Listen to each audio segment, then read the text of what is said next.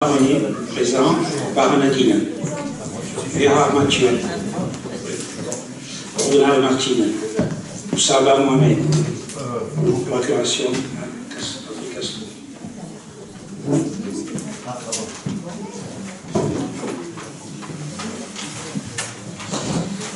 Castro Patrick, non présent. Combe Gilles. Lartigue Perrault Alexandre. Delhomme Céline. De la Voix Martine. Duprac Monique. Elias Manuel. Fomentin Philippe. Gage Gabriel. Gali Gislaine. Gava Chantal. Guillaume Claudie. Ouaro Cathy. Lavaille Chantal. Yoré Philippe. Massacrier Joël. Mélina Annick. Robin Philippe. Sadi Julie. Fatigué Pascal. Tessier Joël. Vincent Daniel. Terrier Marie. Et Zampès Joséphine. Avant de commencer, je vais vous proposer de faire une minute de silence pour les victimes de l'attaque terroriste de Carcassonne, et en particulier le lieutenant-colonel Bertram. Et on va associer à cette minute de silence aussi Madame Knoll, victime d'un crime antisémite.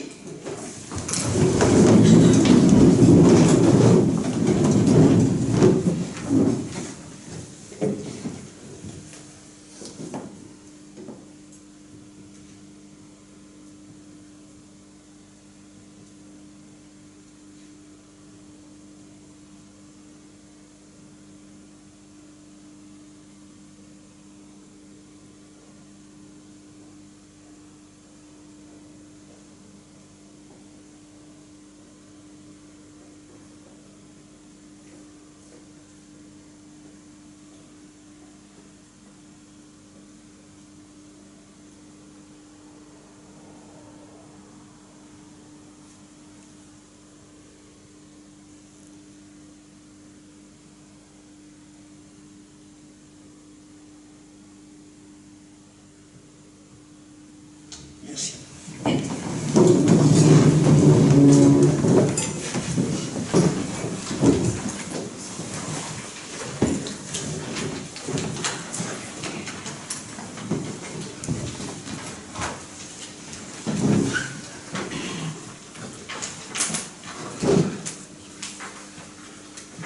Je vous propose Cathy Auro comme secrétaire de séance.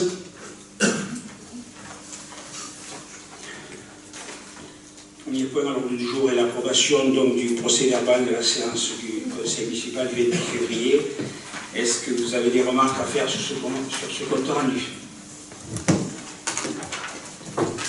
Donc s'il n'y en a pas, je le mets aux voix. Qui est contre? Qui s'abstient? Donc adopté à l'unanimité.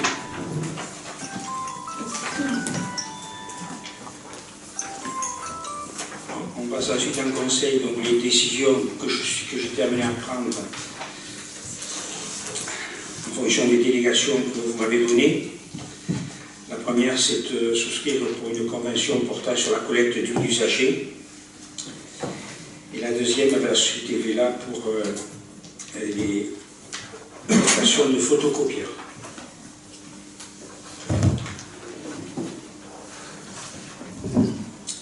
Alors ensuite, donc, vous l'avez vu déjà dans l'appel, Anne-Marie Gossens ayant démissionné, la suivante sur la liste, Ghislaine Gali, donc, devient élue et est installée dans ses fonctions de conseillère municipale. Voilà. Ghislaine, si tu veux dire deux mots, tu peux, sinon c'est pas obligé.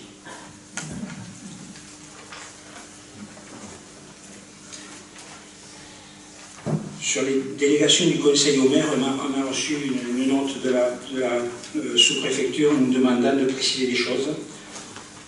Je dois dire quand même qu'on n'avait rien changé à la délégation qu'avait M. Bastiani, mais à ce moment-là, ça a peut-être été les remarques avait été moins fouillé de la part de la préfecture parce qu'il y avait toutes les élections en même temps. Là, comme il n'y avait que la note, ils ont eu le temps de regarder à fond.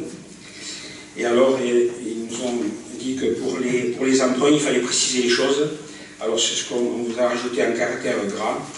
Donc, je ne pourrais procéder à la réalisation des emprunts destinés au financement des investissements prévus par le budget et aux opérations financières utiles à la gestion des emprunts que si le montant est inférieur à 90 000 €. Pour les autres, tout le reste, ça passera directement, ça passera par le conseil municipal. Y a-t-il des questions? Donc s'il n'y a pas de questions, je mets aux voix. Qui est contre? Qui s'abstient? À l'unanimité. Ensuite, je vous propose une modification du règlement intérieur du conseil municipal. En fait, sur les questions écrites. Donc, chaque membre du conseil municipal peut adresser au maire des questions écrites sur toute affaire ou tout problème concernant la commune ou l'action municipale, 48 heures au moins avant la salle du conseil. Il y avait marqué 72 heures dans l'ancien règlement, donc on a ramené à 48 heures, je pense que ça convient à tout le monde. Donc je me vois qui est contre, qui s'abstient, à l'unanimité. On passe au règlement intérieur de l'espace coworking et je donne la parole à Monique Duprat sur ce sujet-là.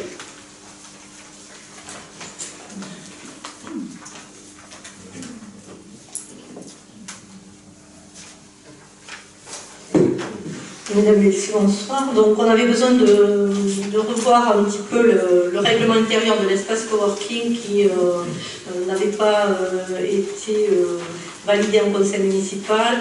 Il n'y a pas énormément de modifications, si ce n'est peut-être sur l'objet que nous avons un petit peu défini, de façon à ouvrir cet espace également aux membres de la CCBA, puisque nous travaillons aujourd'hui en partenariat avec la communauté de communes, et comme le développement économique est une compétence de la communauté, merci René, une compétence de la communauté de communes, nous avons souhaité que cet espace puisse travailler en collaboration avec le service emploi et le service développement économique de la communauté de communes.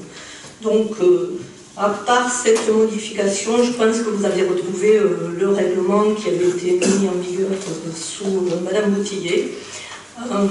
Donc, rien de spécial à vous signaler. Par ailleurs, nous avons mis en place la convention de mise à disposition du local avec Aleva, qui, comme vous le savez, participe à cet espace et au développement de cet espace et à l'organisation également de cet espace, puisque en contrepartie de la présence sur ces locaux, il nous assure une permanence de demi-journée par semaine, ce qui nous permet d'avoir une amplitude d'ouverture plus importante. Voilà, si vous avez des observations, je vous écoute. Madame Barbe. Pourquoi le nom de Firm Impos a-t-il disparu au profit de l'espace coworking? Alors, il n'a pas vraiment disparu, effectivement. Bon, on est allé un petit peu vite, je m'en suis rendu compte après. Ne vous inquiétez pas, l'espace s'appelle toujours Firm Impos, et d'ailleurs, je pense que dans la convention, vous l'avez retrouvé. Simplement, c'est vrai qu'au moment où on a fait le règlement, en faisant le règlement, on est allé vite et on a appelé l'espace coworking parce que c'est le règlement de l'espace coworking. Bon, après, l'appellation Firm Impos ne disparaîtra et reste toujours d'actualité. Les élus d'opposition peuvent-ils avoir un siège dans le comité de pilotage? Alors, a priori, le comité de pilotage n'est pas fait pour les élus, hein, mais simplement pour les membres de l'espace coworking, à l'exception de monsieur le maire qui est responsable de cet espace. Donc, je n'ai pas prévu votre présence effectivement à ce comité de pilotage. Cela dit, bon, voilà, c'est peut-être une question qu'il faudra se poser, et donc Je vous propose d'ajourner ma réponse et peut-être d'en discuter en bureau municipal pour savoir si éventuellement ça peut être une chose qui se mette en place. En tout cas, je ne vois pas vraiment l'intérêt puisque le comité de pilotage est plus sur de l'organisation pratique de cet espace que sur une organisation dite politique. Voilà. Et dernière question, on relève une anomalie, c'est les propres utilisateurs qui vont proposer les tarifs. Donc pour nous, ça soulève une véritable question dans votre nouveau règlement. Article 10. Les tarifs sont fixés après diversion municipale des examens. Non, mais ils sont les tarifs. Non, mais ça n'y était pas dans l'ancien règlement. Si, ça y était également, et les tarifs étaient décidés donc, en concertation avec tous les partenaires. Cela dit, c'est encore la mairie qui fixe les tarifs. N'ayez crainte, d'ailleurs, comme vous le voyez, dans l'article, il est prévu qu'on puisse en discuter, mais non pas prendre la décision, ça reste la mairie le décisionnaire. Proposer, c'est bon. Voilà, hein, on est bien d'accord. Où est-ce que vous voyez ça? Bon, je lis, les tarifs sont fixés après délibération du conseil municipal et révisables annuellement après avis du comité de pilotage. L'avis du comité de pilotage. C'est partenaire. Les proposés, on a proposé. Voilà. Ça, on peut en discuter, mais c'est quand même le conseil municipal qui finira par décider du tarif que l'on appliquera. Et ça me paraît assez normal d'ailleurs. C'est tout.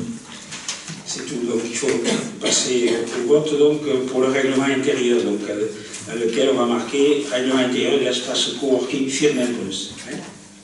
On va rajouter Firmenbos, puisque c'est comme ça, c'est son nom, effectivement. Alors, est-ce que, donc, on passe au vote? Qui est contre ce règlement? Qui s'abstient? Donc, 4 abstentions. Sachant donc sur le comité de pilotage, on en reparlera et c'est pas exclu. Pour la convention de mise à disposition à l'association ALEPA, qui est contre? Qui s'abstient? Donc, à l'unanimité.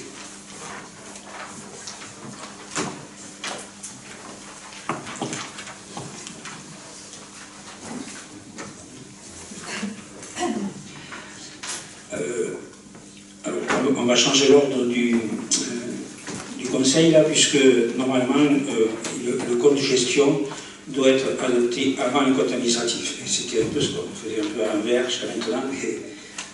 À la mairie d'Autriche, c'était toujours à l'envers, mais bon, on va reprendre le chemin normal, si vous voulez bien, Madame Cohen, donc, qui va nous présenter le compte administratif. Le compte, pardon, c'est moi qui vous présente le compte administratif, elle va présenter le compte de gestion. Tout le monde connaît Mme Cohen, qui est la trésorière d'Auterive et des alentours.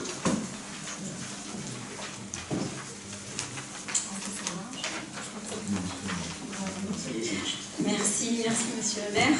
Bonjour à tous. Donc si vous le voulez bien, on va commencer par le budget annexe de la commune d'Auterive, qui est le budget haut. Donc tout d'abord pour dire que le compte de gestion a été validé.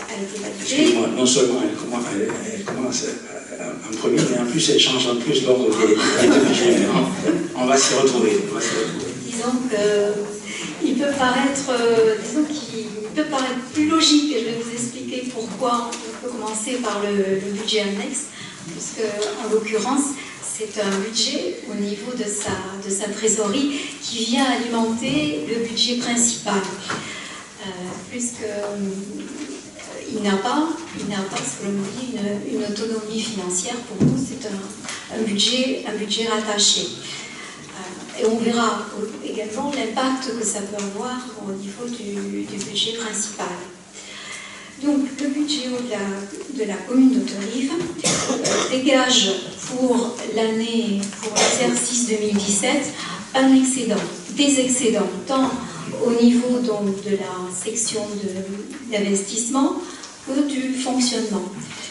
Le résultat de la section d'investissement s'établit à 133 994,51 €. Pour la section de fonctionnement, 135 583,78 €. Donc au total, un excédent global pour l'année passée de 271 578,29 €. Donc cet excédent s'apprécie également, vous savez que l'on l'augmente des résultats précédents. Donc on a globalement un résultat donc, de 1 15 533 062 €, donc dégagé par ce budget-là. Donc ces résultats sont conformes, vous le verrez, à ceux du compte administratif, bien entendu. Alors, quelques éléments d'appréciation sur ce qui a caractérisé l'année 2017 concernant ce budget. On constatera donc qu'on a globalement des produits de fonctionnement qui diminuent par rapport aux charges. Les charges augmentent de 15%, alors que les produits de fonctionnement baissent de 3,4% exactement.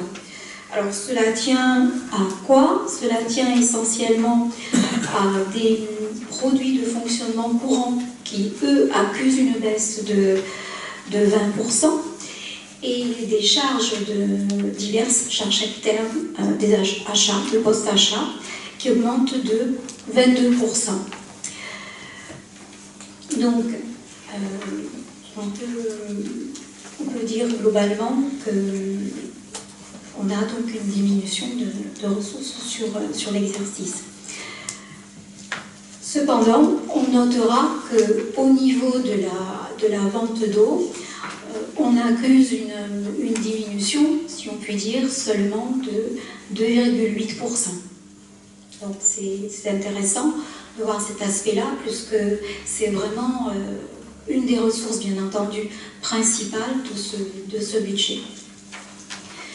Ce qui nous donne comme capacité d'autofinancement brute, elle s'établit donc à 236 536 €.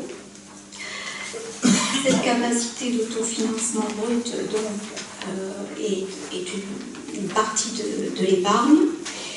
Et donc l'autre indicateur à prendre en ligne de compte, c'est bien sûr la capacité d'autofinancement net, puisqu'elle, en fait, elle prend en compte le remboursement de la dette. Elle s'établit à 177 646 €. Donc, ce qui veut dire que l'épargne dégagée sur les résultats de fonctionnement permet bien entendu de couvrir le remboursement de la dette, ce qui est essentiel.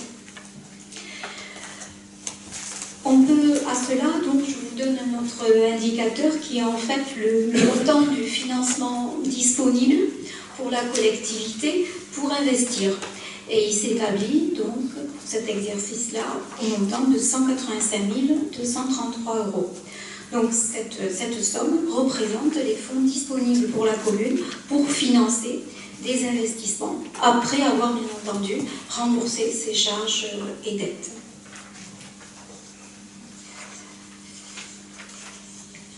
Alors, je vais vous donner d'autres éléments. Donc nous l'avons vu, nous avons une CAF brute qui s'établit à 236 000 €, la CAF nette donc diminuée du montant de remboursement de la dette à 177 000. Sur ce budget-là, donc l'année 2017 a été une année où les investissements, les dépenses d'investissement ont accusé une baisse. On a moins investi que sur l'exercice 2016.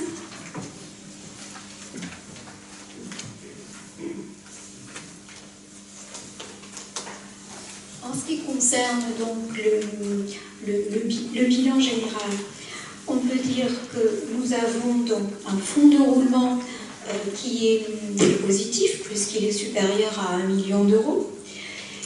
Puisqu'en effet, nous avons des ressources permanentes qui sont supérieures aux emplois. Et nous avons également un besoin en fonds de roulement qui est couvert par la trésorerie et qui est couvert aussi par le fonds de roulement, puisque ce besoin en fonds de roulement s'établit à également plus d'1 million d'euros, 1,14 million. Alors, ce fonds de roulement est positif et assez important parce que, en fait, nous avons donc des dépenses qui restent en cours, puisqu'en fait, on avait ce qu'on appelle des factures non parvenues. Donc, au bénéfice, disons, de la collectivité, son besoin en fonds de roulement a été gonflé parce qu'on n'a pas payé plus rapidement les fournisseurs que nous n'avons recouvré nos créances. Puisqu'au niveau des stocks et créances, on se situe à plus d'1,2 million. Et on a une trésorerie qui est assez, disons, assez confortable, puisqu'elle s'établit à près de 900 000 euros. En ce qui concerne donc le ratio d'endettement du budget-eau, on notera qu'il est sur une pente plutôt favorable, puisqu'il diminue à la faveur de la baisse des dettes et des charges financières de cette collectivité. Et le ratio d'endettement donc s'établit à moins de 1, donc il est tout à fait correct, puisqu'en fait on l'évalue par rapport au nombre d'années que l'on mettrait à consacrer donc les produits de fonctionnement à rembourser l'endettement. Donc il est tout à fait correct.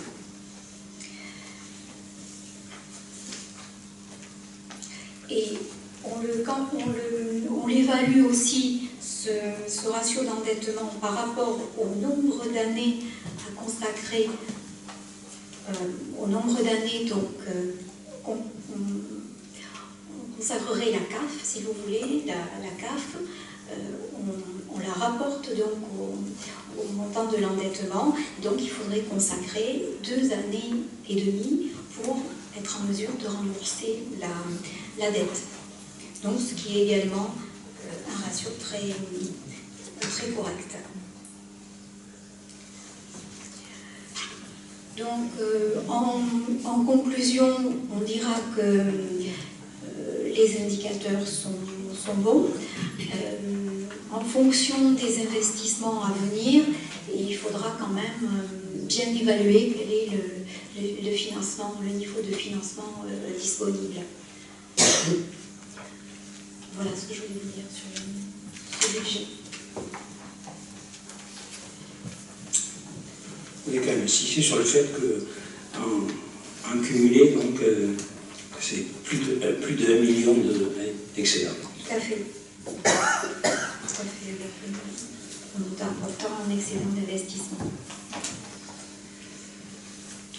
Y a-t-il des questions? S'il n'y a pas de questions, donc on le passe au vote. Donc, qui est contre ce compte de gestion? Qui s'abstient? À l'unanimité.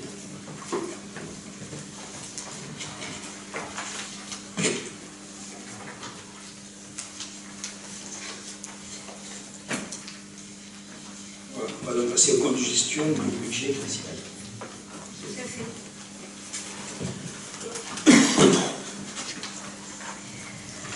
Donc, pour la commune d'Auteuil, je reprendrai quelques chiffres en m'excusant si ça peut être un peu fastidieux de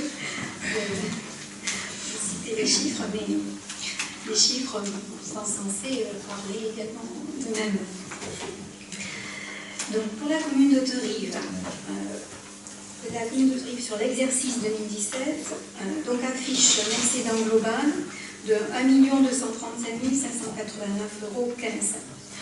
Cet excédent se compose en un excédent de fonctionnement qui s'élève donc à 1 444 484,66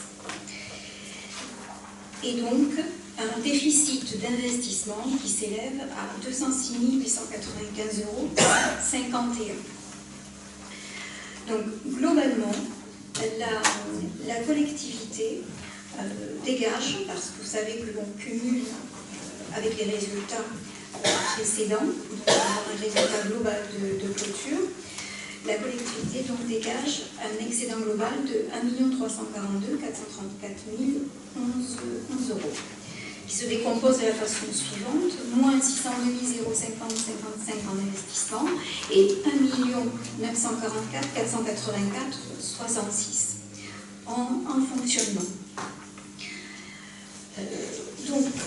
L'excédent, il faut noter que l'excédent en matière de fonctionnement est assez favorable sur l'exercice 2017 en raison donc de revenus exceptionnels. Et ces revenus donc exceptionnels sont donc la collectivité a pu percevoir donc l'indemnité relative à l'affaire Malbosc. Donc cette indemnité a été versée sur l'exercice, a été perçue en 2017. Donc c'est ce qui explique pour une partie assez conséquente, puisque les produits exceptionnels se sont élevés à près de 600 000 euros. Ce qui explique donc ce résultat, on dira, qui peut paraître circonstanciel, donc qui n'a pas de caractère pérenne, puisque c'est par définition un produit exceptionnel. Mais qui, comme vous allez le voir, va contribuer donc à nous donner donc un excédent, une capacité également d'autofinancement intéressante pour la collectivité. Donc je vous propose quelques commentaires sur les principaux points qui vont affecter ce budget.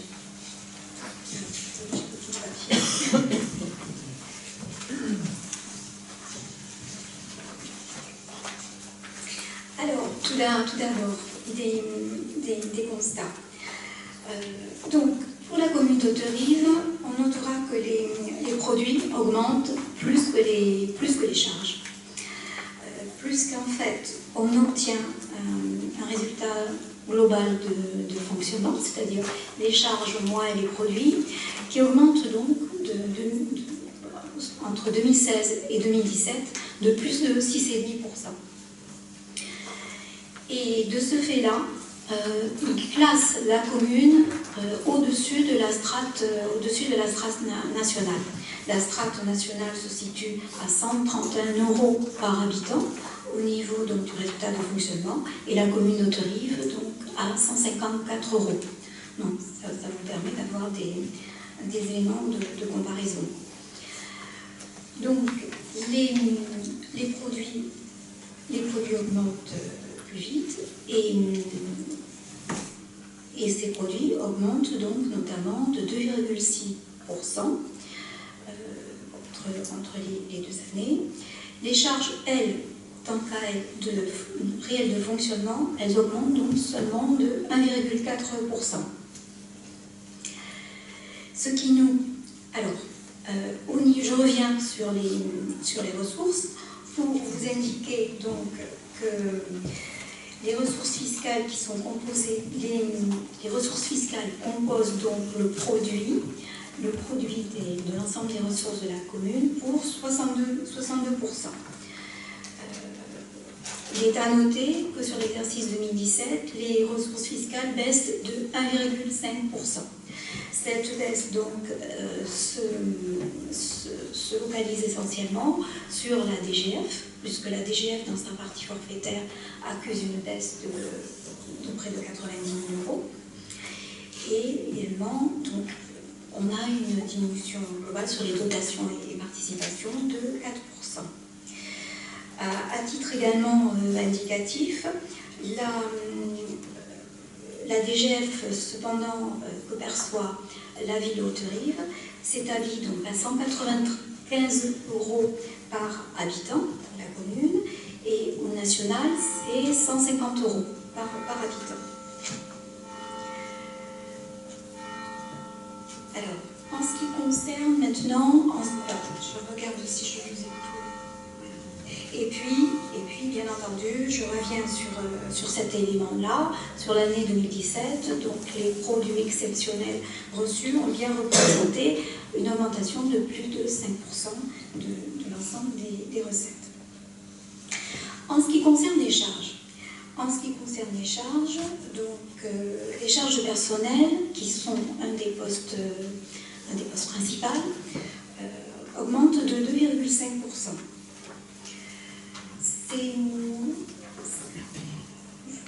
Voilà. Et alors, si on compare par rapport, parce que c'est toujours un domaine sensible en matière de charges de fonctionnement, la commune de Haute-Olive se situe donc en deçà de la strate nationale. C'est-à-dire qu'au niveau des charges, on peut dire que la commune est plus vertueuse que les charges au niveau national, puisque par habitant, vous vous situez à 833 €, quant au national, les charges baissent à 954 €, toujours en euros par habitant.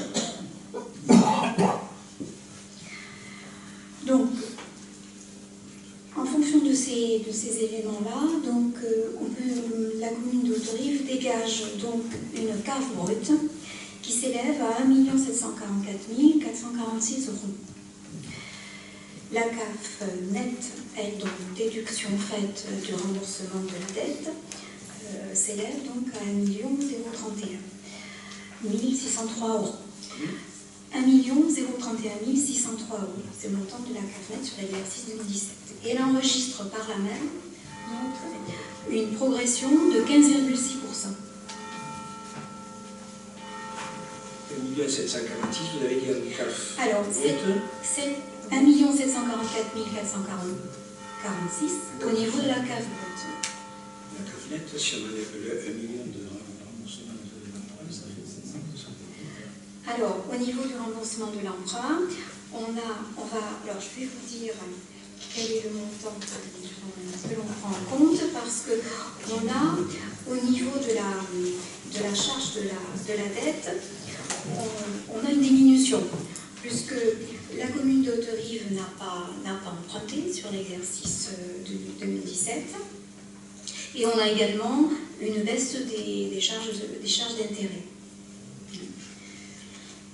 Alors, désolé, mais sur 2016, là, j'ai quand même. Vous avez des ratios qui apparaissent. C'est chez l'investissement.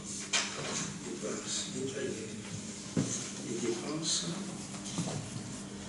2016, j'ai 1 110 000. Alors, au niveau, je vais vous donner le détail. Donc, la cave brute est calculée par différence entre les produits réels de fonctionnement, qui se sont élevés. Je suis d'accord sur la cave brute. Voilà. Et ensuite, donc, on prend le remboursement capital des emprunts, qui s'est élevé à 712 843. Ça veut dire que vous ne tenez pas compte de l'emprunt, la totalité de l'emprunt, puisque 712 000, c'est l'emprunt qu'on rembourse direct, mais voilà. il y a ça qu'on rembourse aussi. Alors, on le tient dans les, si vous le comptez dans pas, les d'accord. ratios. Alors, dans les ratios que l'on établit, on ne prend que là vous parlez donc de la dette. C'est une dette qui nous appartient, puisque c'est la dette du SMIVOM. C'est la dette du SMIVOM. Et en fait, dans nos ratios financiers, qui vont être donc, oui, d'une certaine façon plus favorables, on ne le prend pas en compte. C'est bizarre parce que dans notre 16, ça y est. Donc, je ne vois pas pourquoi vous ne le prenez pas en compte, surtout que c'est vous qui nous avez demandé de le mettre là. Oui, tout à fait, c'est la juste imputation. Mais voilà, on va prendre en compte, mais ce n'est pas le cas pour la commune d'Haute-Olive, des refinancements et des remboursements temporaires, mais ces dettes-là, on les prend en compte. Alors, je peux creuser en quelque sorte de la question et voir. Ben oui, c'est-à-dire c'est un emprunt qu'on a fait nous aussi, bien sûr, on a fait par l'intermédiaire de l'ancien SMIVOM, c'est la commune d'Haute-Olive qui a fait cet emprunt, et qui le rembourse. Et qui le rembourse, tout à fait. Tout à fait. Bien. Donc, je disais que... Alors, automatiquement, vous allez avoir une CAF nette moins importante. Voilà. Mais une CAF qui permet de rembourser assez positive et qui est également en augmentation et qui permet donc de rembourser la dette. Et qui permet également de rendre un financement disponible de 1 318 009 €. Déduction faite pour. Moins 400 000. Voilà. Donc, un peu moins de 1 million d'euros. Très bien. Alors, pour revenir sur un ratio également important qui concerne la couverture des charges par les produits et qui est en fait relatif à ce qu'on appelle la rigidité des charges structurelles. Le ratio donc, qui se dégage pour la commune d'Hauterive s'élève donc à 54,86 €. Cela signifie donc en fait que, en fonction des charges, il existe des charges qui sont difficilement compressibles. Donc, comme on vient de le voir, les charges d'intérêt, les dépenses obligatoires, les charges de personnel, les contingents et les participations. Donc, on ramène ce ratio au produit de fonctionnement réel et donc on a en quelque sorte la marge de manœuvre sur le fonctionnement que peut avoir la collectivité locale. Donc, ce ratio apparaît correct, c'est un ratio qu'on a couramment et qui n'est pas un ratio qui suppose une alerte. Donc, je ne reviendrai pas sur la capacité d'autofinancement brut, qui est certes en augmentation. Je dirais que le coefficient d'autofinancement courant, qui est notre ratio important pour la collectivité et qui mesure donc l'aptitude de la commune à autofinancer ses investissements, s'élève donc pour l'année 2017 à 0,93. Il est inférieur à 1, et cela depuis 2 exercices, puisque sur l'exercice 2016, il s'est levé à 0,95. Donc, il est inférieur au seuil d'alerte, qui est supérieur donc à 1.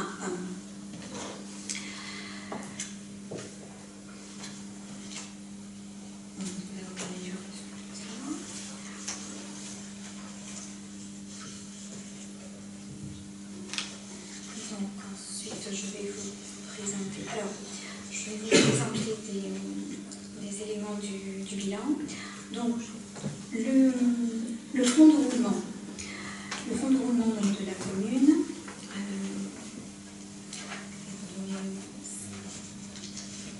Je vais vous trouver une minute, excusez-moi.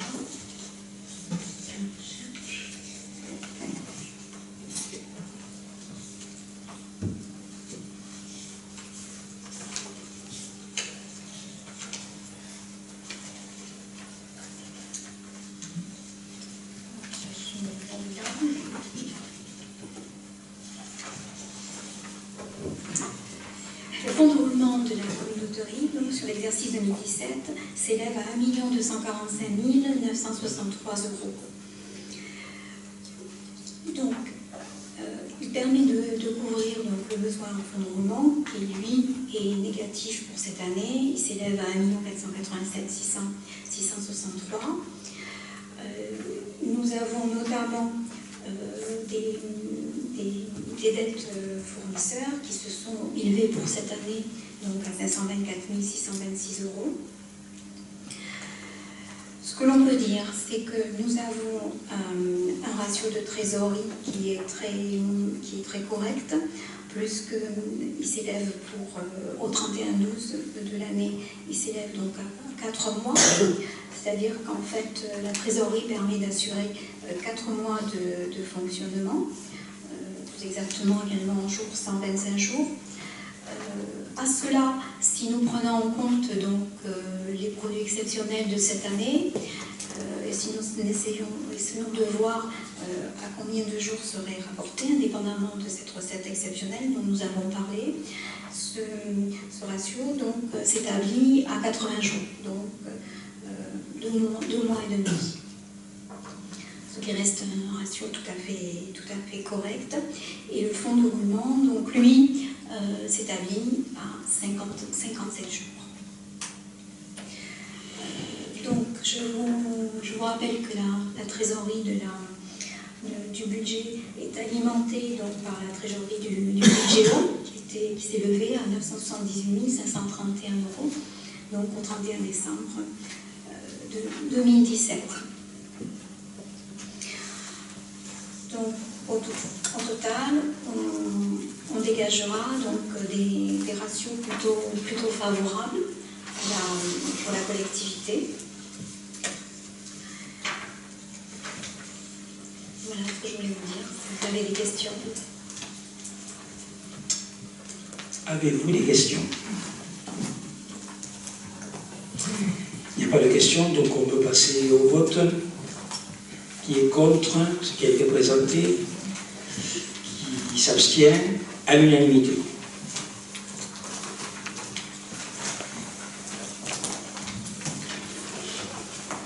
Je vais vous présenter maintenant donc, le compte administratif. Je vais essayer de ne pas faire de retitre par rapport à ce qu'a dit Mme Cohen.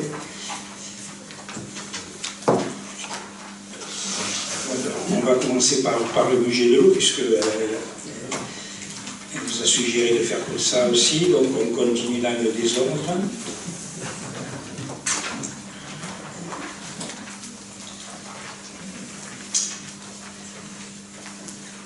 Résultat du compte administratif 2017 du budget de l'eau. C'est la note de synthèse numéro 4. Ah non, pardon, ça c'est l'affectation. Commençons mal. C'est numéro 3. Donc on a vu tout à l'heure donc dans les dépenses, dans la partie fonctionnement, donc, il y a un excédent de 267 583,78 et dans la partie investissement, en fait, donc, il y avait un solde d'exécution sur l'année, donc, mais en ajoutant les reports, donc, on a 654 872,92 € d'excédent. Et on retrouve bien les chiffres qu'il y avait donc sur le compte de gestion de Mme Cohen.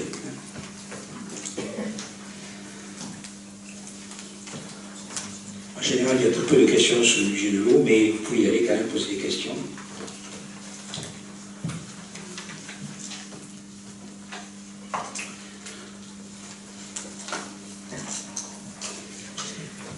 Il n'y a pas de questions?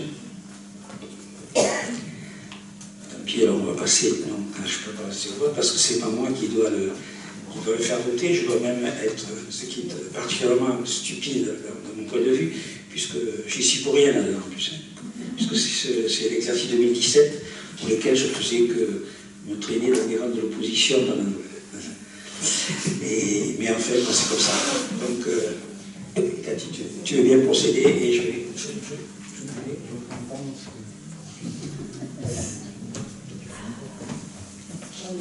Avec le début, c'est plus facile parce qu'il y a une carte de ce côté-là.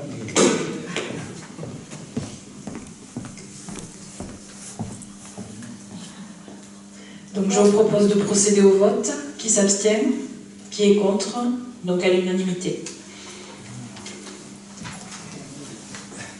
Monsieur le maire, vous pouvez revenir. C'est essayer de boucher les oreilles, mais... Il y avait un suspense incroyable.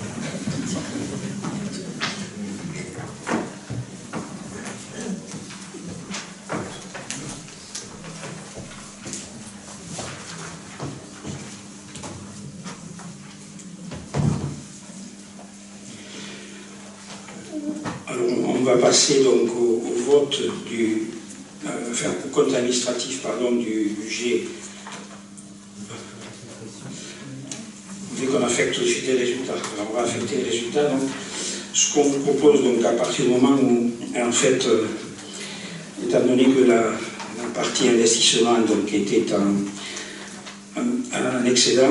Il n'y avait pas besoin d'affectation, mais on va quand même affecter une partie du résultat à la partie investissement. Donc, sur les 267 583,78 € donc, qui était l'excédent de fonctionnement, on propose donc de reporter 130 000 € dans la partie exploitation et 137 583,78 dans la partie donc, investissement.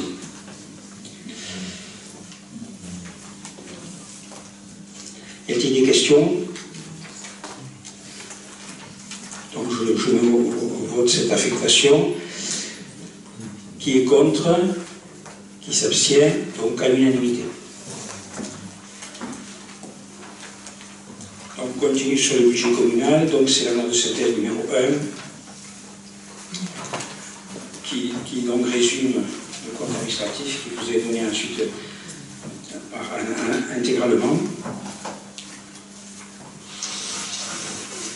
Donc, vous voyez comme tout à l'heure, il y avait un excédent donc, de fonctionnement de 1 944 484,66 €, comprenant le report 2007 de 500 000 € et un déficit d'investissement tenant compte des restes à réaliser de 866 117,13 €. Peut-être là, aurez-vous des questions, ce qui vous permettra de détailler les choses. Y a-t-il des questions? Oui, M. Fomandé. Oui, j'aurais juste une question concernant la page 58 du compte administratif. Dans les effectifs qui sont pourvus sur des emplois budgétaires, nous avons 115,72 équivalents temps plein, mais au niveau des agents non titulaires, rien n'apparaît. Donc je l'avais déjà notifié peut-être 2 exercices de suite là, et c'est vrai que c'est quand même un peu gênant ça. Ça sera noté, donc je n'ai pas la réponse. C'est bien que je n'ai pas la réponse. Je m'en doute.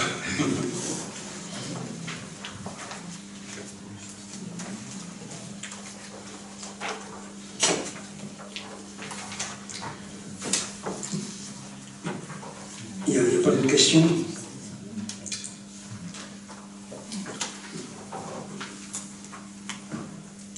Bon, mais alors, je vais me sauver encore.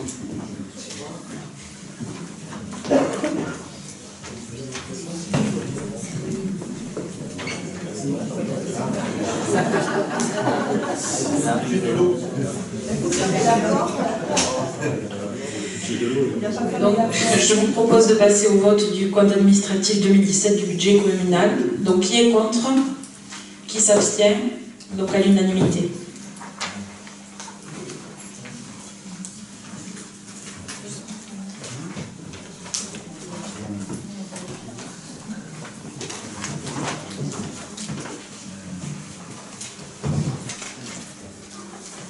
Affectons les résultats.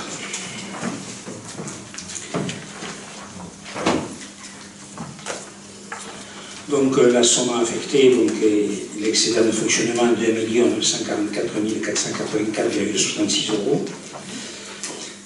On a vu tout à l'heure qu'on avait besoin de financement de 866 117,13 pour couvrir l'investissement. On vous propose donc de ces 1 944 000 de garder comme l'année dernière 500 000 € pour la partie fonctionnement et de verser la section de fonctionnement pour le 1068 1 444 484,66 €. Je pense que tout le monde va être d'accord. On peut passer au vote. Qui est contre? Qui s'abstient? Donc à l'unanimité.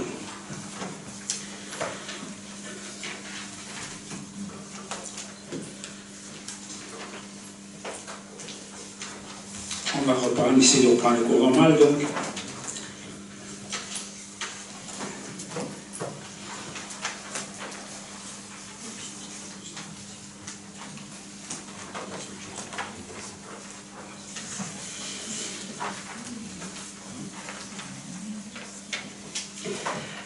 Donc on arrive au débat de l'orientation budgétaire. Donc, il y a un document qui a été joint. Ça va nous permettre de détailler un peu aussi en même temps ce qu'il y a des remarques à faire sur le compte administratif qu'on n'a pas fait tout à l'heure, que Mme Cohen a fait en partie, par contre elle.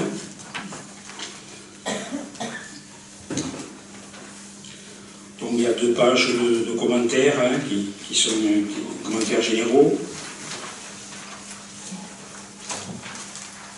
Sur la page 2, je remarque simplement que ce qui nous concerne en particulier, la hausse de la CSG de 1,7% appliquée depuis le 1er janvier 2018 sur les cotisations salariales des agents, donc fait que le salaire des agents a diminué de la somme correspondant à cette diminution, cette augmentation de CSG.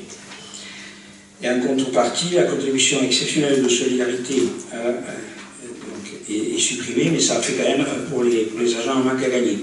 Il est prévu que soit versée mensuellement une compensation à cette hausse de CSG sous forme d'une indemnité compensatrice, mais celle-ci est à la charge de l'employeur. Alors, si, tout à fait. Pour l'employeur, ça fait 50 000 € de plus, environ. Peut-être qu'on a un peu exagéré sur les 50 000 €, mais en fait, c'est quand même une charge supplémentaire pour l'employeur. Compensé peut-être par la réintroduction du jour de carence qui, malheureusement, a été réintroduit, donc, et les agents qui sont en maladie perdent 1 jour de salaire.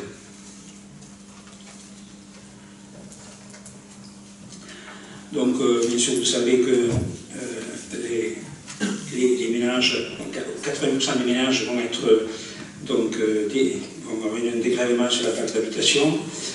Cette année, c'est seulement 30% donc, du montant. Et sachant que la compensation se fera à l'euro près par l'État, sauf si nous augmentons le taux de la taxe d'habitation, auquel cas la charge sera portée par les ménages, la charge de l'augmentation.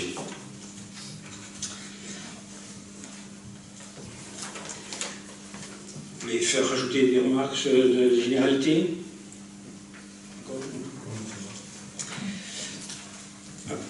Alors si on repart sur la section de fonctionnement, on a donc fait le point sur la réalisée 2017, donc en détaillant donc, les chapitres, chaque chapitre, et on fait un provisionnel 2018, mais dont on ne peut pas être sûr encore. Nous n'avons pas encore les données donc, de l'État sur les dotations, et on n'a pas non plus les données sur les bases d'imposition.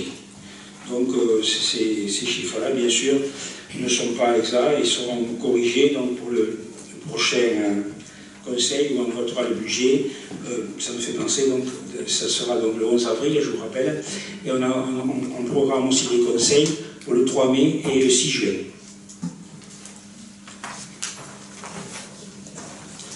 Aussi, ce sont toujours les mercredis.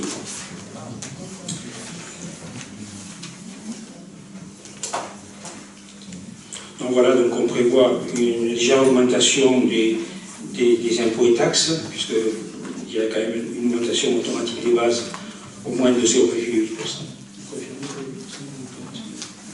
Donc il y a 0,8% déjà d'augmentation des bases. Ensuite, l'assiette aussi, bien sûr, peut augmenter puisqu'il y a davantage de gens qui sont imposables. Donc on a prévu pour l'instant d'aller 60 000 € supplémentaires sur cette ligne 73. Par contre, on a diminué la ligne 74, bien sûr, parce que l'attribution de compensation que nous verse la communauté de communes va baisser, puisque la prise en charge par la communauté de communes de la compétence jeunesse et de la compétence habitat fait que nous ne verserons plus la subvention correspondant à la jeunesse au foyer centre social et que nous ne verserons plus non plus la contribution au CIVU, les Arièges qui s'occupaient de l'habitat. Donc ça fera 100 000 € de moins de recettes pour la commune. Mais on ne parle non plus les 100 000 € de dépenses, donc c'est une opération blanche.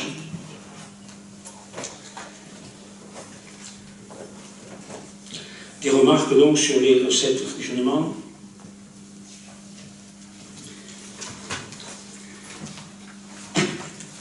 Alors, comment on va dépenser ça?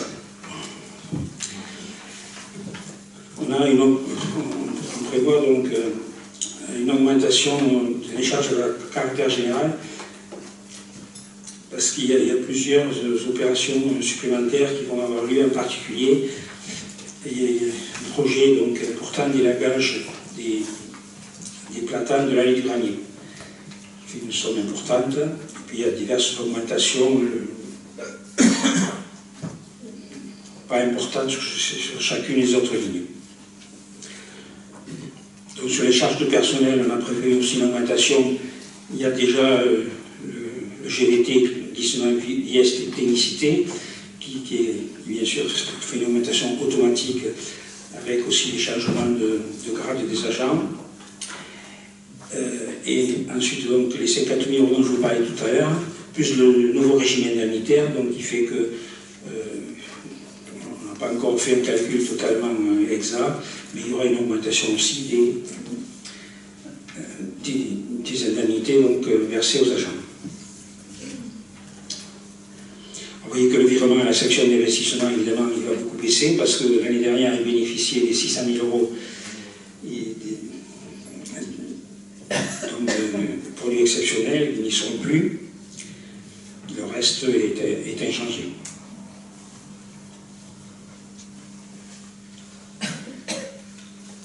Des remarques sur les dépenses de fonctionnement. Alors on a fait une petite analyse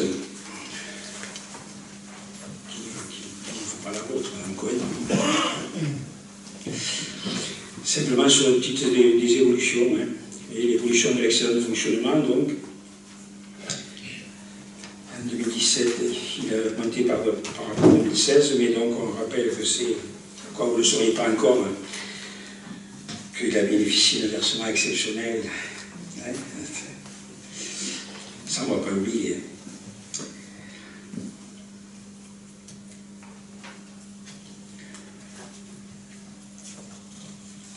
On conclut que si la situation de la commune est relativement saine, il convient toutefois de mettre en évidence cette baisse régulière de l'excédent.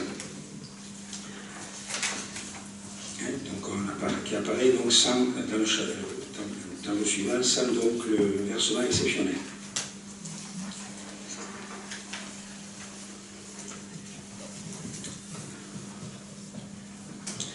Donc, sur les autres recettes de fonctionnement, j'en ai parlé tout à l'heure. À l'instar de toute commune, la ville doit maîtriser ses dépenses de fonctionnement afin de ne pas pénaliser à terme ses possibilités d'investissement.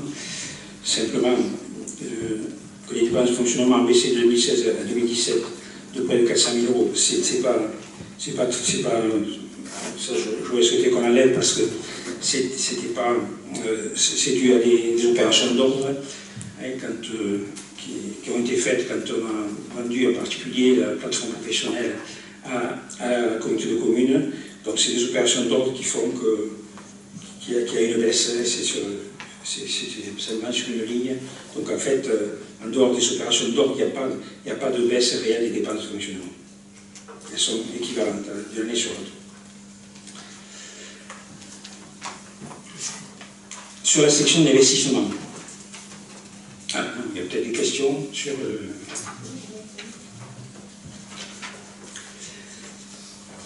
sur la section d'investissement. Donc les trois projets donc, qui étaient entamés et qu'on va continuer, donc rénovation de l'hôtel de ville, démolition et construction des tribunes et vestiaires du stade Marseille-Soulan, couverture du terrain de tennis. Donc le détail du tableau, c'est pas très intéressant. Ce qu'il faut voir, c'est ce qu'il y a dedans, donc, sur les recettes et sur les dépenses. Sachant qu'il faut bien sûr ne pas oublier les restes à réaliser de l'année 2017, restes à réaliser dont on n'a pas parlé tout à l'heure, mais qui figuraient donc dans la fin de votre document sur le compte administratif.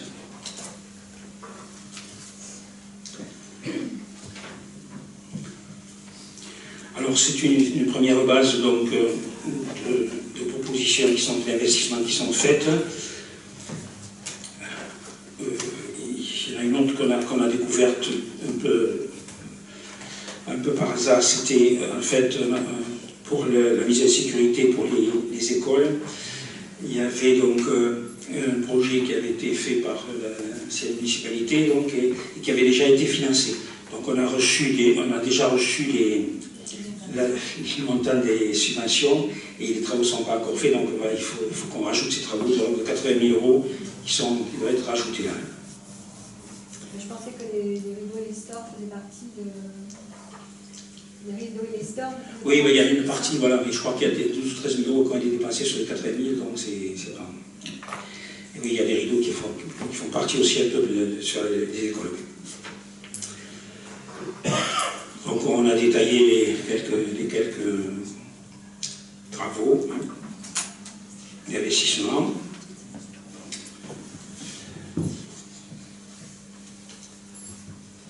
On y reviendra peut-être tout à l'heure. Hein. Sur la dette, donc, on a donc analyse rapide.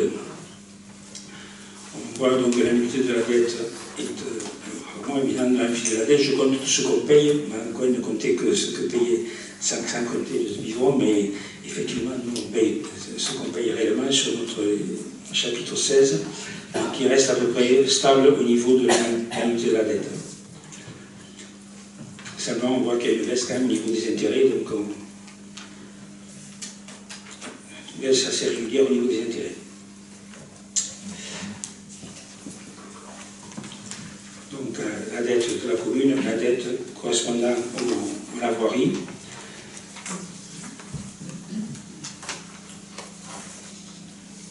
On peut remarquer que le pourcentage des intérêts par rapport au capital pour la voirie est bien inférieur à celui qu'on a pour la commune, mais les emprunts, c'est des emprunts courts.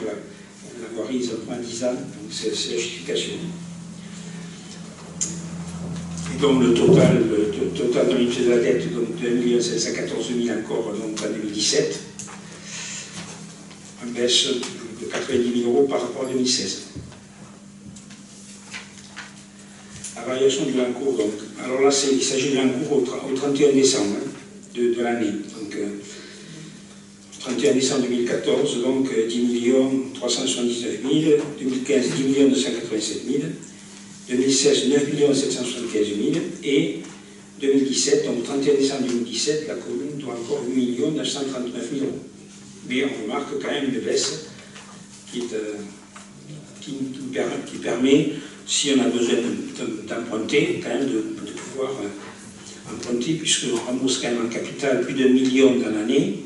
Donc tant qu'on n'emprunte pas plus d'1 million, on ne s'endette pas davantage.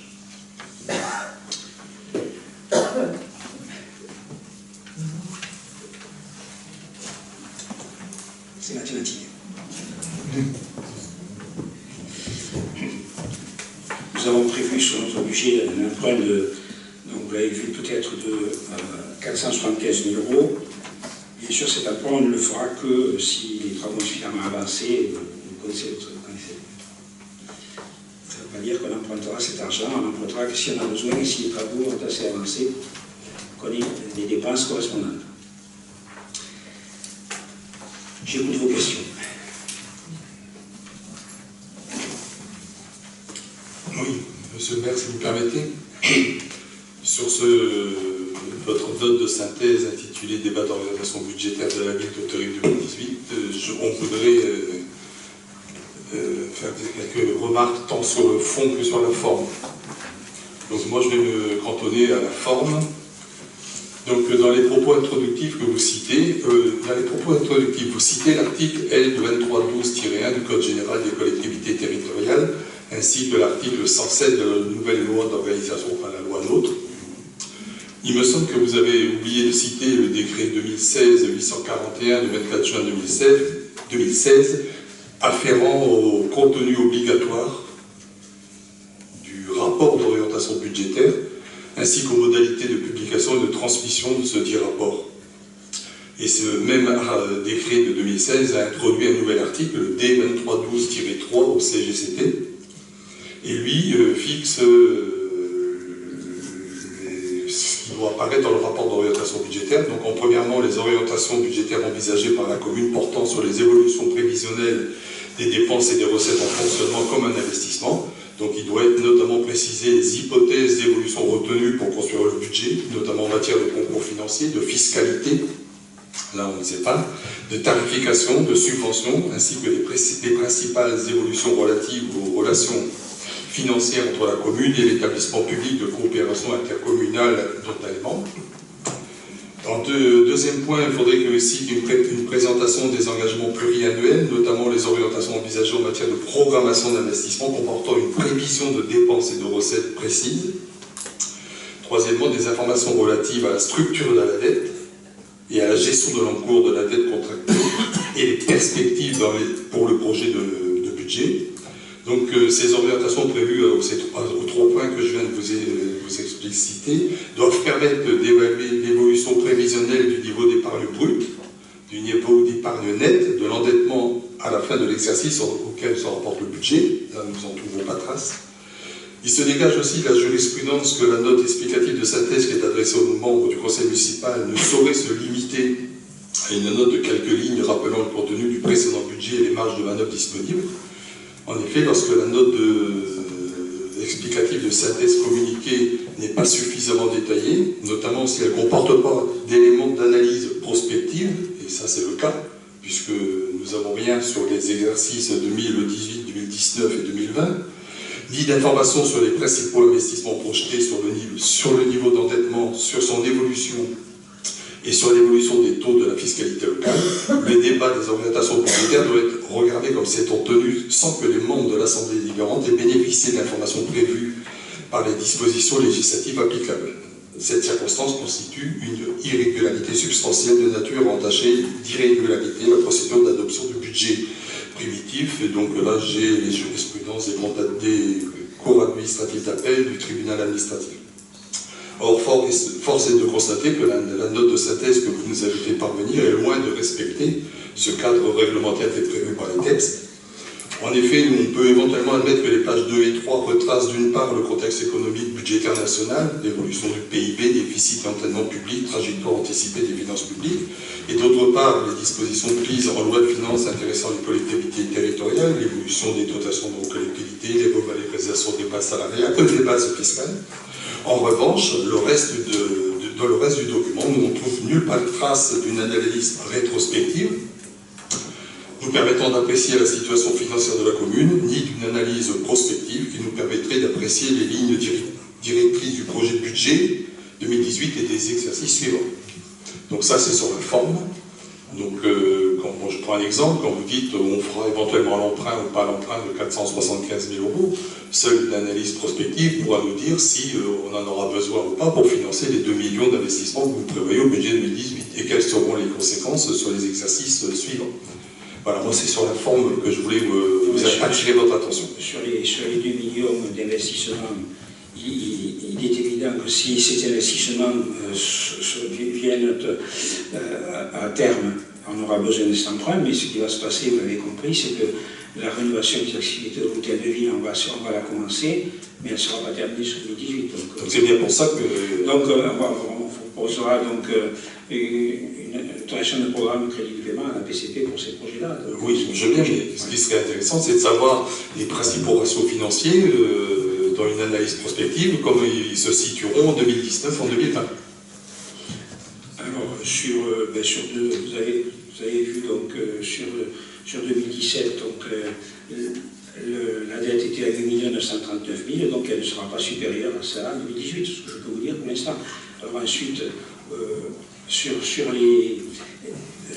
l'année 2018, donc, on ne va pas commencer de nouveaux grands projets, et donc on va attendre de voir dans quel état sont nos finances pour voir dans quel si c'est sur 2019-2020, ensuite qu'on pourra engager les autres projets.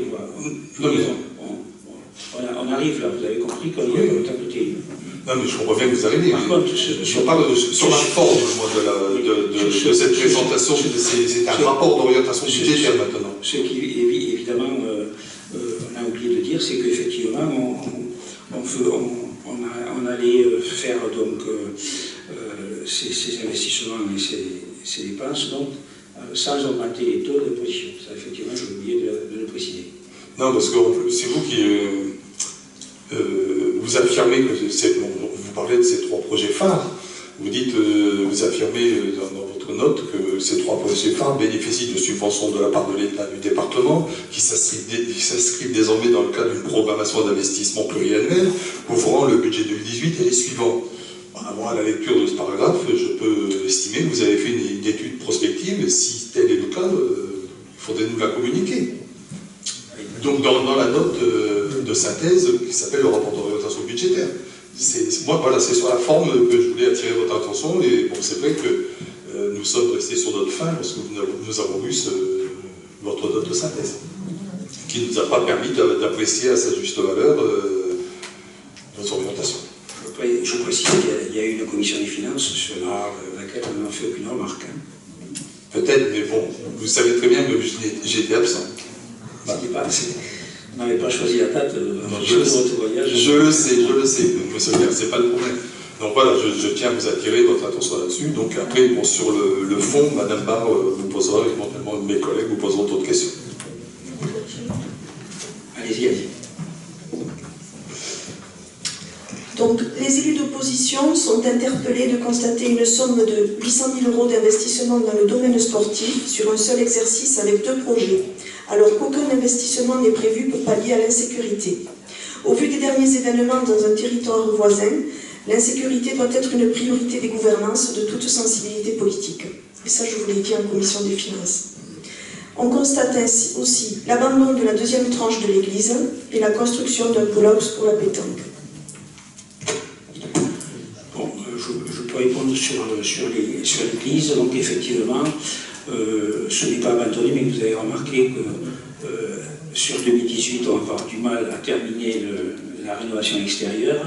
On va, sur l'année 2019, donc demander une subvention au conseil départemental pour faire l'intérieur de l'église. Effectivement, ça aussi, nous ne l'avons pas précisé dans notre rapport d'orientation budgétaire. Mais ce n'est pas abandonné.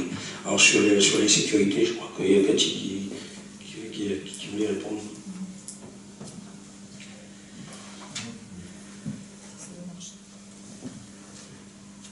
Ça va bien marcher. Donc vous parlez de 800 000 € qui concernent les investissements sportifs. Je voulais quand même noter que sur le reste des investissements, si vous les cumulez, donc ceux qui sont situés à la page 9 du document du DOB, vous constaterez qu'il y a environ 500 000 € qui concernent notamment l'église de la Madeleine et tous les investissements prévus sur les écoles. Sur la partie sécurité, des investissements d'équipement pour la police municipale et un certain nombre de matériels et d'investissements sur les différents pages 9. Page 9 du débat d'orientation budgétaire. Vous noterez aussi qu'il y a 529 000 € prévus pour la mise en accessibilité de l'hôtel de ville. Voilà. Donc on peut quand même considérer que sur la totalité, il y a une part de plus de 1 million qui est consacrée à des investissements autres que sportifs. Et un autre élément, ces investissements s'inscrivent dans la continuité des projets déjà engagés et financés. Et effectivement, en 2 mois, nous n'avons pas aujourd'hui prévu et planifié d'autres projets puisque nous sommes à la recherche de subventions, y compris pour les projets déjà déposés par la municipalité précédente. Pour le tennis couvert, vous n'avez pas de subvention. Nous sommes en demande de subvention. Mais vous n'avez aucune notification. Non. À ce jour, non. Non, donc elle n'est pas inscrite là. Pour l'instant, on n'a pas inscrit une subvention qui ne nous a pas été attribuée encore. Mais par contre, nous allons en avoir une. Et ensuite, en ce qui concerne la sécurité, il est vrai que nous avons fait le choix, et notamment au regard du temps dont nous disposons depuis notre mise en place, de plutôt agir sur la ville d'Hauterive, sur des questions de lien et de proximité. Donc nous sommes actuellement sur un travail important avec les commissions pour la création de référents de quartier, desquels nous attendons justement beaucoup de choses, notamment en termes de sécurité, et sur un événement qui aura lieu au mois de septembre et qui permettra de lancer une politique de concertation, et parce que nous pensons que la question de la sécurité ne se règle pas qu'à travers des investissements. Si vous faites appel par exemple aux caméras, effectivement ce n'est pas prévu sur ce budget. Nous sommes sur un autre axe politique que nous avions d'ailleurs présenté assez longuement dans notre programme. Je suppose que vous vous êtes renseigné sur le nombre de fichiers S sur la commune d'Hauterive. Ben, on a essayé de se renseigner, mais la gendarmerie n'a pas voulu nous donner leur nom. Donc, peut-être que vous avez de meilleures entrées que nous. Je pense que dans certaines réunions, on vous donne les chiffres. Non, pas les fichiers. Pas les fichiers. Non, non, pas les fichiers. Non, non. Vous avez dit qu'il y en avait.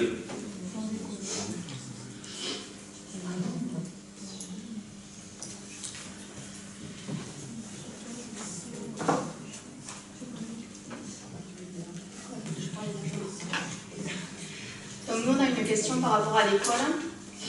On a épluché tous les comptes rendus là, des conseils d'école. Et donc, Madame Barre nous a donné le budget primitif. Il y a une chose qui a attiré notre attention, c'est qu'au niveau de l'école Filleul, il a été posé comme question la mise en place d'un parking qui pose souci, une photo a été montrée. Et donc il a été retranscrit que la mairie indique que des travaux sont prévus et que les aspects sécuritaires seront la priorité de la nouvelle municipalité.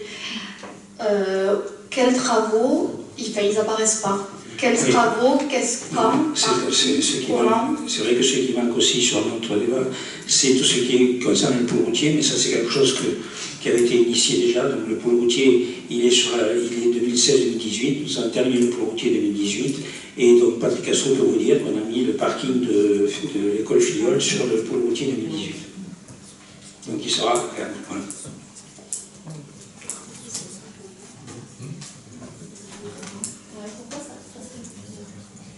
Ça apparaît pas? Oui, ben, il y a des opinions, mais ça, on reconnaît qu'il y a... Ça doit être un sacré oubli quand même, ça doit être un sacré financement entre le parking, les éclairages. Les parkings figurent dans ce qui est financé par le département au niveau du pôle routier, donc nous avons une enveloppe que nous avons dépensée.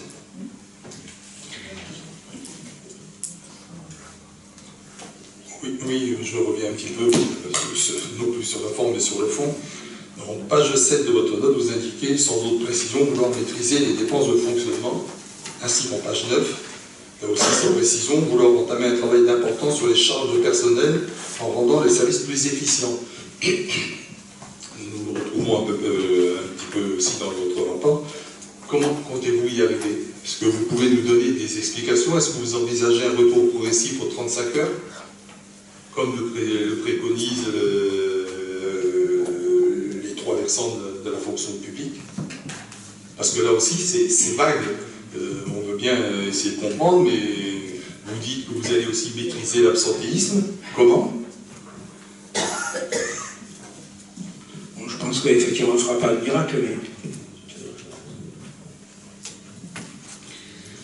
Donc nous sommes en phase d'audit actuellement, donc nous avons, et vous le savez, une commission du personnel qui va se tenir vendredi prochain, et dans lequel nous allons tracer une feuille de route, puisque effectivement il y a beaucoup d'éléments à analyser, il y a notamment ensuite à prendre en compte les critères et ce qui sera mis en place dans le cadre du RIFSTEP, de l'évolution des agents. Et aujourd'hui, nous sommes plutôt sur cette phase d'audit et il faut un peu de temps pour se pencher sérieusement et trouver les pistes en termes de fonctionnement, à savoir qu'il faut aussi prendre en compte les impacts de la suppression des contrats aidés et de voir justement comment nous pouvons nous inscrire dans les nouveaux dispositifs de parcours emploi compétences qui sont une piste pour essayer justement de remplacer ou en tout cas de mettre en place du personnel dans le cadre de ces contrats qui aujourd'hui ne sont pas encore complètement définis. Donc on est dans une phase un petit peu compliquée pour faire effectivement de la prospective sur la totalité. On nous verra un peu plus clair d'ici quelques mois. Oui, donc oui, c'est bien ce que je pensais. Donc est-ce qu'il n'est pas prématuré d'inscrire ça dans un rapport d'orientation budgétaire pour un exercice de 2018? Comme vous dites, vous êtes en phase d'audit, ça va prendre quelques mois, donc il y aura peu de chances que ça voie le jour en 2018. Ça.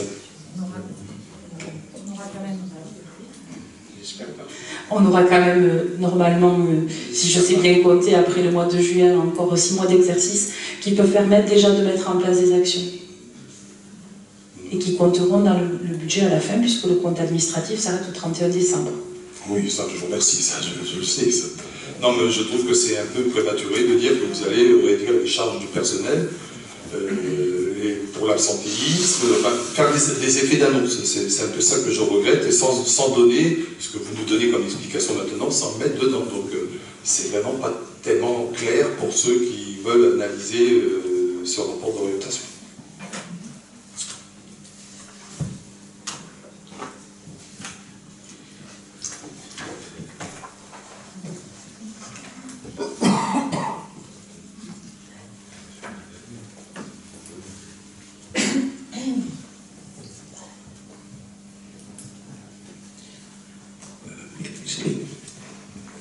C'est bon, vous avez terminé. Ouais. Je ne sais toujours pas si il faut mettre ça au vote ou pas. Si c'est juste un débat, on le vote. On s'était posé la question.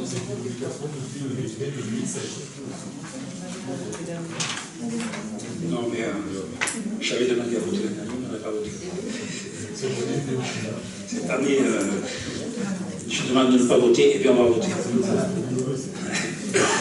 Alors, votons. Donc, sur ce débat d'orientation budgétaire, qui est contre? 4 contre. Qui s'abstient? Et donc, le reste est pour. Alors, ensuite,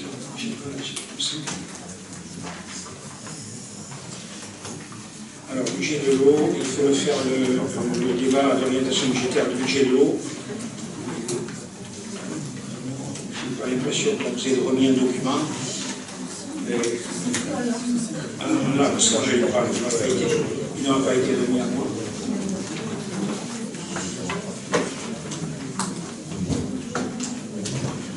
Bon, là, il y a peu de changements par rapport à l'année précédente, puisqu'on ne change pas les tarifs. On ne change pas les tarifs, donc l'analyse de la dette, vous voyez que le capital reste tendu en 2018 encore 545 000, mais il va baisser jusqu'à 425 000 en 2020 si on n'emprunte pas d'ici là, mais a priori, étant donné qu'on a 1 million d'excédent, je ne pense pas qu'on a besoin d'emprunter. Les prévisions de travaux, donc, le point important, c'est le périmètre de protection, puisque c'est quelque chose qui traîne depuis longtemps. Le périmètre de protection de la station, donc de production d'eau, doit être. Le périmètre doit être sécurisé donc, par une protection. Donc, on propose de le mettre au budget. Ça a été déjà, je pense, depuis 2014, le budget. C'est toujours pas fait. Ensuite, on a des extensions, des remplacements de poteaux, des extensions de réseau, de branchement, des choses. Et un repère au rouste, dans le cadre de la démolition, reconstruction de la cité Bel-Air.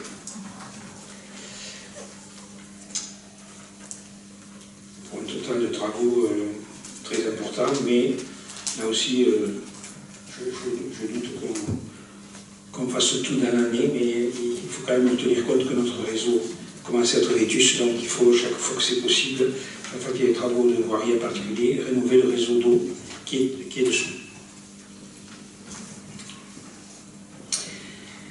Y a-t-il des questions? Donc, non, pas de questions. Je me donc au voie le débat d'orientation sur le budget de l'eau. Qui est contre? Qui s'abstient? 4 abstentions.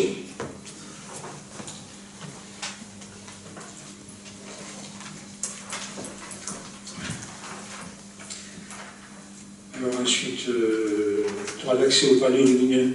Alors ça c'est quelque chose qui s'est un peu compliqué en fait. Jusqu'à maintenant c'était géré par, jusqu'à encore l'année dernière c'était géré par l'office de tourisme, qui est devenu donc, intercommunal, et la communauté de communes ne souhaitant pas garder cette gestion, elle n'a pas été, la gestion des panneaux n'a pas été transférée à la communauté de communes. Et n'a pas été reprise, donc n'a pas été reprise dans l'attribution de compensation.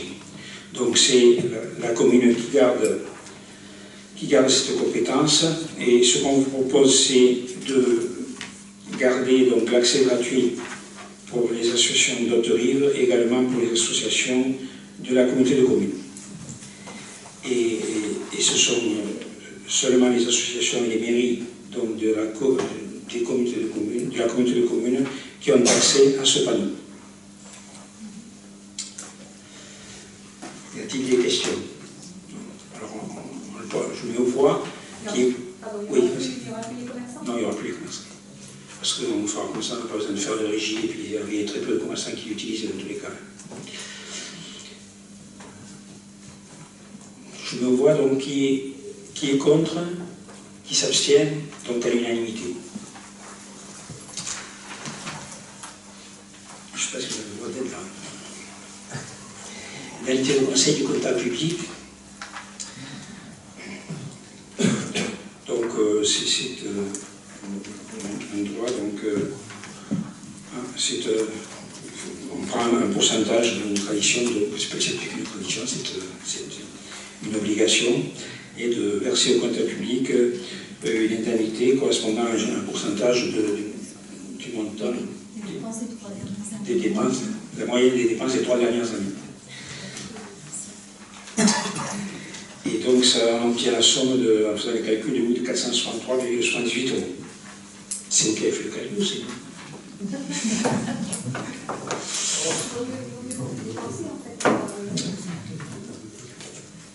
Donc je vous propose de mettre ceci au voix. Monsieur Azéma, il faut mettre le taux et pas la somme.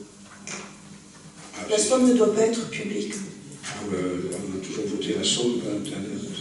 Si elle doit pas être publique, je suis désolé, mais ça a toujours été comme ça. Donc, je ne suis pas persuadé que vous ayez raison.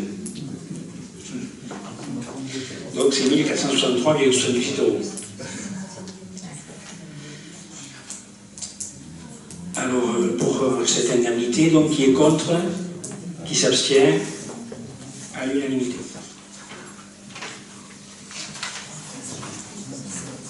Monique, le tarif de l'espace coworking, firme impose.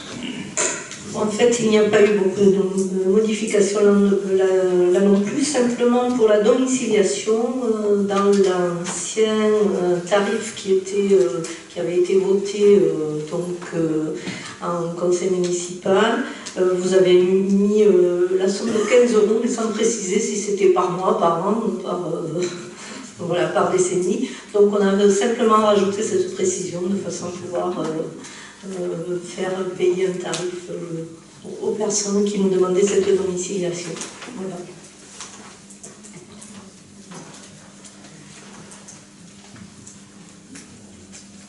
On lui envoie. Il y a des questions? Oui. Excusez-moi, je ne comprends pas ce que vous dites, parce que là, on a la délibération. Hein. À part la demi-journée, matin, après-midi ou soirée, tout tarif réduit qui a disparu. Par mois, oui. Ah, par mois, excusez-moi. D'accord, oui. Je n'ai rien modifié d'autre. Qui est contre cette modification de tarif, qui s'abstient, donc à l'unanimité.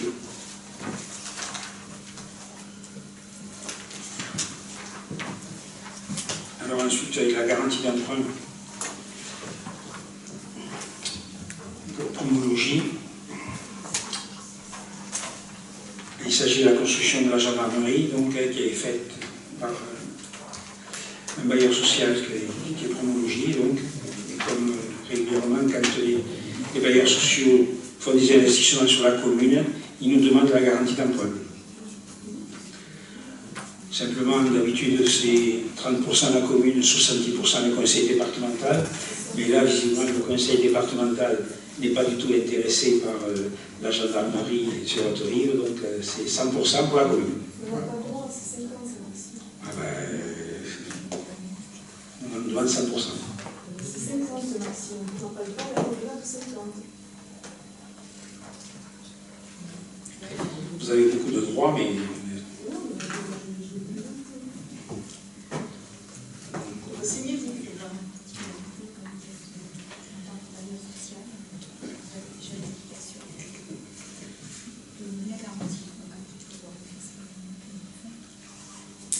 personne d'autre qui peut les garantir.